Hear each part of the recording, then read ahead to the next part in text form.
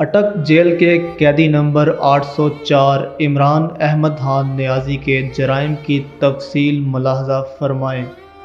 پہلا جرم جس ملک کی غریب لاچار عوام کے ہزاروں لوگ ماہانہ کینسر سے مر جاتے تھے، اس قوم کو چندہ جمع کر کر کے 3 کینسر ہسپتال بنا کر دیے، جہاں 70% لوگوں کا مفت علاج ہوتا ہے۔ جرم نمبر 2، جب اس کی سابقہ اہلیہ جمائمہ نے اسے کہا کہ یا میرے ساتھ لندن میں عیش کی زندگی گزارو یا مجھے چھوڑ دو، تو اس نے پاکستان کو چن لیا، بیوی کو چھوڑ دیا، یہاں تک کہ لاکھوں پاؤنڈز جو جمائمہ کی دولت سے اسے ملنے تھے وہ یہ کہہ کر ٹھکرا دیے کہ مجھے ان پیسوں کی کوئی ضرورت نہیں۔ تیسرا جرم، 40 سالوں سے ایک دوسرے کو سیاسی اقتدار بانٹنے والے سیاستدانوں کو عوام کے سامنے اس نے ایکسپوز کر دیا۔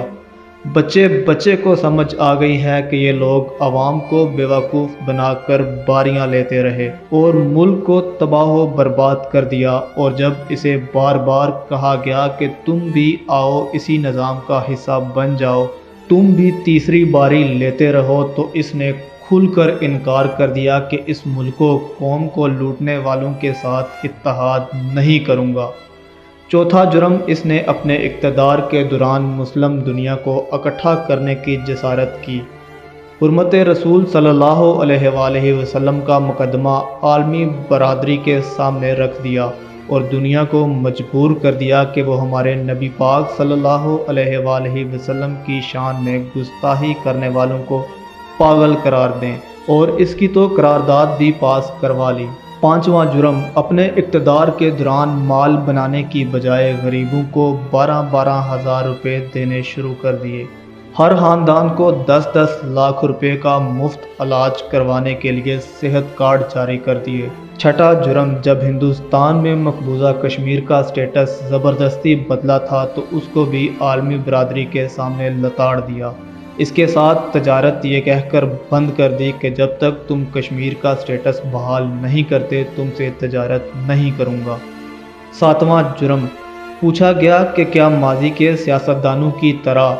آپ بھی امریکہ کو اجازت دیں گے کہ وہ پاکستان میں بیٹھ کر افغانستان پر حملے کریں، تو اس نے کہہ دیا ایبسولوٹلی ناٹ۔ آٹھواں جرم، اس قیدی نمبر 804 عمران احمد خان نیازی نے پاکستان کی تباہ و برباد ہو چکی کپڑے کی انڈسٹری کو دوبارہ شروع کرنے کی جرات کی، یہاں تک کہ اتنی ملیں چلا دی کہ کام کرنے والے کم پڑ گئے اور دنیا جہان سے پاکستان میں کپڑے کے آرڈر آنا شروع ہو گئے۔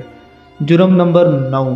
جب اسے اقتدار سے زبردستی نکال دیا تب بھی یہ ملک چھوڑ کر بھاگ نہیں رہا تھا، حالانکہ بار بار کہا گیا چلے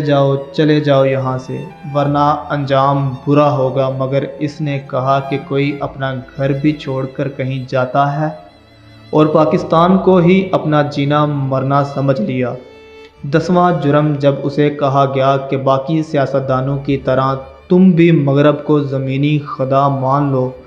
جان چھڑا لو اور ان کے آگے سر جھکا لو، تو اس نے نہ صرف خود انکار کر دیا بلکہ اپنی قوم کو بھی یہی سکھانے لگا کہ جھکنا صرف رب کے آگے ہے، کسی انسان کے آگے نہیں۔ جرم نمبر 11، جہاں نئے سینما گھروں کی ضرورت تھی وہاں اس نے رحمت للعالمین اکیڈمی بنا دی، جہاں سکولوں میں ڈانس ٹیچر، میوزک ٹیچر بھرتی کرنے تھے وہاں حدیث کی کتابیں لازمی قرار دے دی۔ 12واں جرم سنو، اس نے غریب اور امیر کے لیے ایک جیسا انصاف مانگنا شروع کر دیا، کہنے لگا غریب کا بھی اتنا ہی حق ہے جتنا امیر کا ہے۔ جرم نمبر 13، PIA کا جو امریکہ میں روز ویلڈ ہوٹل ہم نے اب گروی رکھا ہے، اسے 2 سال پہلے آزاد کروا کے قومی اثاثوں میں شمار کر رہا تھا۔